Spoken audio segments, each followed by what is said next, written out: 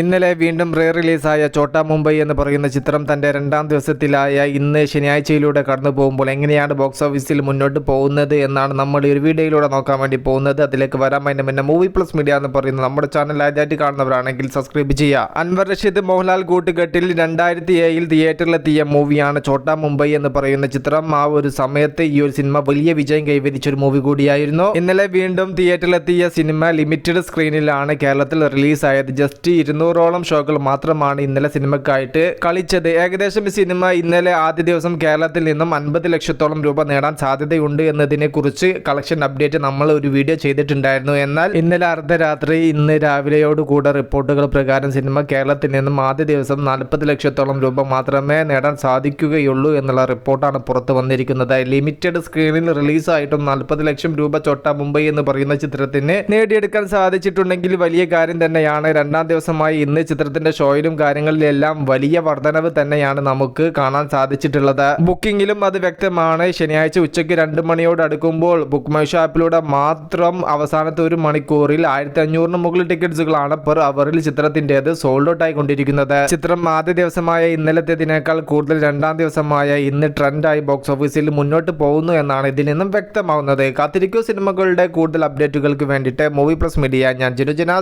By.